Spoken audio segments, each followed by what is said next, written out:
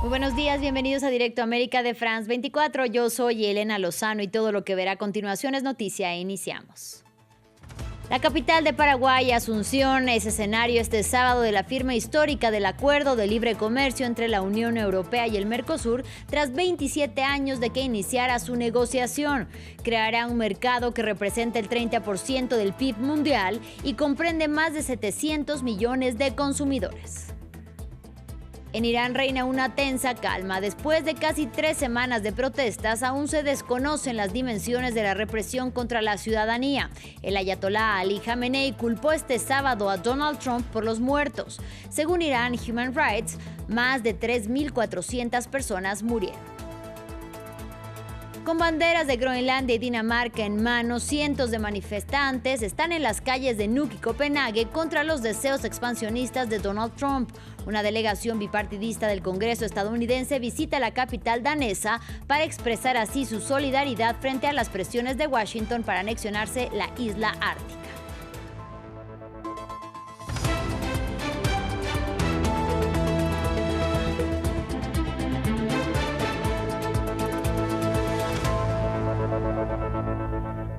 Iniciamos en Paraguay. El Teatro José Asunción Flores de la capital paraguaya es escenario de la firma histórica del Acuerdo de Libre Comercio entre la Unión Europea y el Mercosur tras 27 años de que iniciara su negociación en 1999. Los bloques europeo y sudamericano crearán así un mercado que representa el 30% del PIB mundial y comprende más de 700 millones de consumidores. La firma ocurre sin la presencia del mandatario brasileño Luis Ignacio Lula da Silva y en medio de múltiples protestas de agricultores europeos en Francia, Bélgica e Irlanda.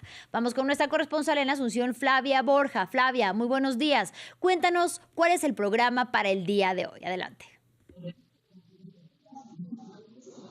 Buen día, muchas gracias. Aquí en puertas del Gran Teatro José Asunción Flores del Banco Central del Paraguay ya están listos los preparativos para lo que será esta ceremonia de la firma del acuerdo entre la Unión Europea y el Mercosur. El programa arrancará al mediodía de Asunción, Paraguay, con la apertura oficial a cargo del presidente paraguayo Santiago Peña. Posteriormente tendrán la palabra también los mandatarios que estarán presentes aquí de Argentina, de Uruguay, de Panamá y de Bolivia. Cada uno de ellos tendrá la oportunidad de dar un discurso durante 10 minutos cada uno y posteriormente se espera que se haga la firma protocolar del acuerdo. Una vez que se termine de firmar ese documento, los mandatarios, tanto como los representantes de la delegación europea, darán una conferencia de prensa para hablar de lo que representa este acuerdo que ya ha dado mucho comentario tanto desde los países de la Unión Europea así como también desde los países miembros del Mercosur y de la región. Así que se espera que sea una jornada no demasiado extensa, sin embargo ya aquí hay un gran movimiento de prensa de todos los países, también de autoridades locales, de autoridades de otros países que están llegando para presenciar este acuerdo que es histórico, que como bien dijiste abre un mercado enorme entre dos regiones en el mundo. Flavia, así es como nos estamos preparando y esperando que... Claro que sí. Cuéntanos, por favor, cómo se explica la ausencia en el acto del presidente de Brasil, Luis Ignacio Lula da Silva, que ha sido un gran defensor del acuerdo. Sin duda es una ausencia muy relevante, muy comentada, es el gran impulsor de este acuerdo según han dicho desde muchos lugares, entonces sí es una ausencia importante que en lo formal, digamos, se maneja desde el lado brasileño, que es por una invitación tardía, que primero fueron invitados los ministros de los estados y que las invitaciones a los presidentes se hicieron a último momento. Sin embargo, desde aquí también se han señalado que esta ausencia podría tener que ver con diferencias o resquemores que existen entre los gobiernos de Brasil, Paraguay y Argentina. Recordemos que el año pasado, entre Paraguay y Brasil, ocurrió una situación que tiene que ver con un presunto espionaje del lado de una agencia de inteligencia brasileña hacia el Estado paraguayo en el marco de las negociaciones del anexo C de la Itaipú Binacional. Entonces existen una serie de cuestiones que podrían estar relacionadas a esta ausencia, por ejemplo, también las posiciones divergentes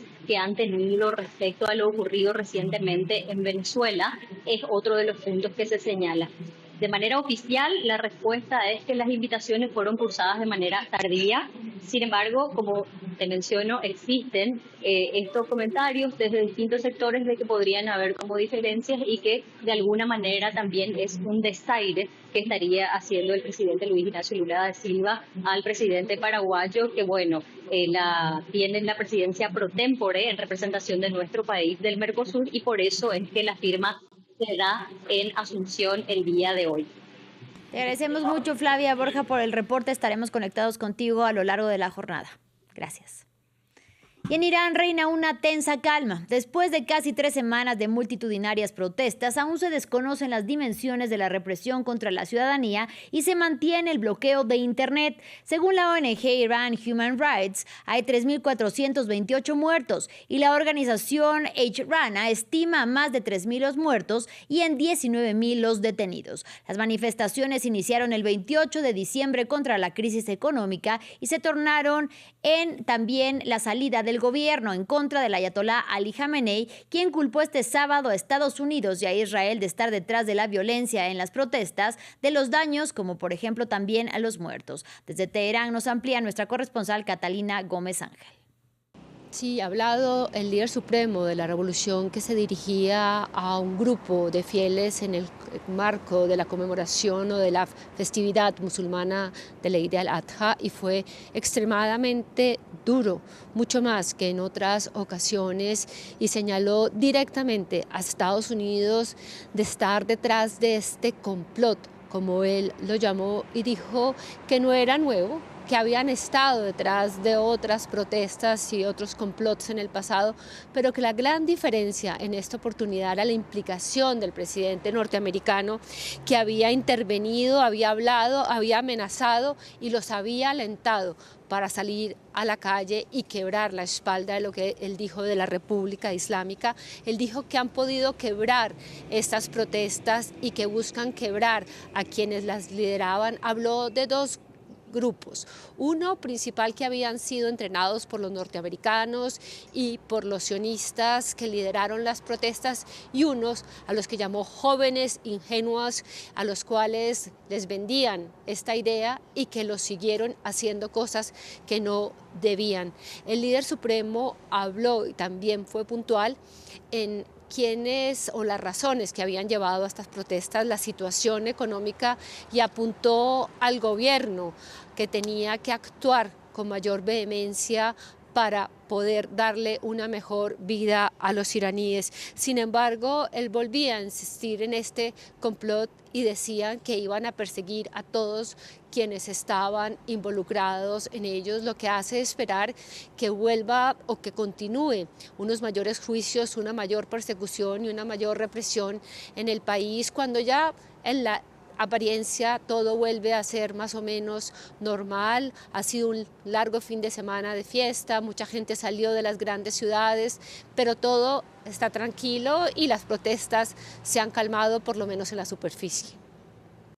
Seguimos en Medio Oriente. El ejército sirio despliega sus tropas al este de la ciudad de Alepo después de que las fuerzas kurdas, conocidas como Fuerzas Democráticas Sirias, aceptaran retirarse tras varios días de enfrentamientos. Sin embargo, este sábado el gobierno de facto de Ahmed al-Shara denuncia la muerte de 2 soldados por disparos kurdos, y a su vez fuerzas kurdas denuncian que un ataque de los uniformados causó la muerte de varios de sus combatientes. Los hechos ocurren después de que al-Shara decretara el kurdo como lengua nacional en un aparente gesto de buena voluntad, pero los acuerdos firmados por Damasco con los kurdos en marzo pasado para integrarlos en las nuevas instituciones estatales se encuentran empantanados.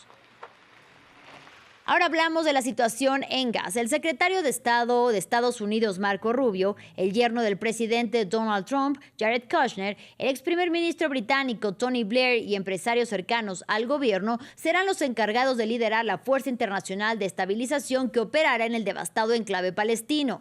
Con su nombramiento, la administración Trump da un paso más para la puesta en marcha de la segunda fase del plan de 20 puntos para la Franja de Gaza. Diego Bassani nos trae más detalles.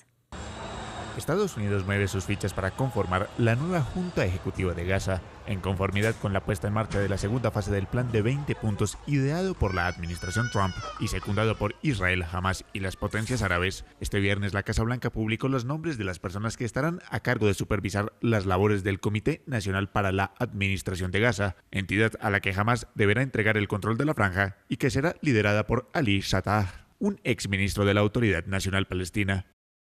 Cada integrante de la Junta Ejecutiva supervisará una cartera definida fundamental para la estabilización y el éxito a largo plazo de Gaza, que incluye, entre otros, el fortalecimiento de la capacidad de gobernanza, las relaciones regionales, la reconstrucción, la atracción de inversiones, la financiación a gran escala y la movilización de capital. El organismo directivo estará conformado por 11 personas, entre las que se encuentran el secretario de Estado de Estados Unidos, Marco Rubio, el ex primer ministro de Reino Unido, Tony Blair, el yerno del presidente Trump y empresario Jared Kushner, el director ejecutivo del fondo de inversiones Apollo Global Management, Mark Rowan, y representantes de Turquía, Emiratos Árabes y Egipto. Sumado a esto, la Casa Blanca anunció que el diplomático búlgaro Nikolai Mladenov tendrá el cargo de alto representante para Gaza, mientras que el mayor general de las Fuerzas Armadas de Estados Unidos, Jasper Jeffers, tendrá la labor de comandar la Fuerza Internacional de Estabilización, el organismo que será el encargado de desarmar a Hamas y velar por la seguridad de los civiles palestinos.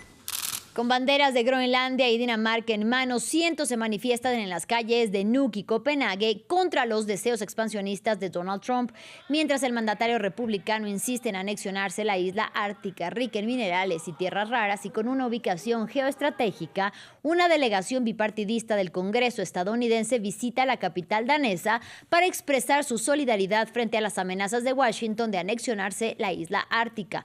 Recordemos que Trump no descarta una acción militar y en respuesta, aliados del reino danés como Francia, Alemania, Suecia y Países Bajos han enviado soldados a Groenlandia. Nos quedó muy claro, como se ha repetido a lo largo de los años, que si Estados Unidos busca invertir en colaboración respetuosa con el pueblo de Groenlandia para acceder a posibles nuevos minerales críticos o tierras raras, sería bienvenido. Y que en colaboración con el Reino de Dinamarca, si deseamos aumentar nuestras inversiones en la seguridad del Ártico, también sería bienvenido. Pero el reto aquí es que esto se haga de una manera que sea profundamente respetuosa con la soberanía danesa y con nuestra alianza con la OTAN. Y en Uganda, el cantante y líder opositor ugandés Bobi Wine logró huir. Así lo confirmó él mismo y explicó a través de su cuenta de X que escapó cuando el ejército y la policía asaltaron su casa y que su esposa y familia permanecen bajo arresto domiciliario. Tanto la policía como el ejército negaron los hechos. Y esto ocurre antes de la publicación de los resultados oficiales de las elecciones generales, que dan como ganador nuevamente reelecto a Yoweri Museveni, en el poder desde 1986, quien fue reelegido por un 7º mandato. La oposición denuncia un fraude masivo encabezado por el oficialismo. Y para finalizar, este sábado entró en vigor el Tratado de Alta Mar, con el que Naciones Unidas de 83 países buscan proteger el 30% de los océanos para 2030. ¿A qué retos se enfrenta el planeta para proteger la vida marina en aguas internacionales y el lecho marino? Se los contamos en el siguiente informe. La alta mar corresponde a la superficie de los océanos situada más allá de las zonas marítimas bajo la jurisdicción de un estado, es decir, más allá de las 200 millas marinas, equivalente a 370 kilómetros más allá de las costas. Hoy en día representa el 64% de la superficie total de los océanos y constituye casi la mitad de la superficie del planeta. Los retos son, en primer lugar, económicos y geoestratégicos. El 90% de los bienes de consumo que se intercambian en el mundo transitan por la alta mar. El desafío es también ecológico. La vida marina es indispensable para la vida en la Tierra. Producción de oxígeno, almacenamiento de dióxido de carbono, recursos alimentarios. Otro reto es la investigación científica. Se calcula que en el océano viven entre 500.000 y 10 millones de especies y variedades genéticas diferentes, de las cuales solo se han catalogado 280.000 hasta la fecha. La alta mar es un espacio muy codiciado, en primer lugar por sus recursos vivos. La sobrepesca de los estados, tanto en sus zonas exclusivas como en aguas internacionales, es uno de los principales problemas. Muchos países son criticados por prácticas de sobrepesca, arrastre profundo de los fondos marinos, captura de especies en peligro de extinción y descarga de gases. La alta mar y sus grandes profundidades también son codiciadas porque están llenas de hidrocarburos y recursos minerales, en particular manganeso, hierro, níquel, cobalto y cobre. El Tratado de las Naciones Unidas sobre la alta mar tiene como objetivo proteger el 30% de los océanos para 2030 mediante la creación de zonas marinas protegidas. Ha sido ratificado por más de 80 países, entre ellos China y Brasil, con el objetivo de que a largo plazo lo ratifiquen todos los Estados miembros de la ONU.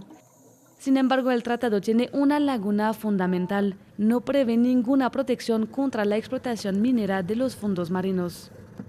Fin del informativo, gracias por su compañía y hasta la próxima.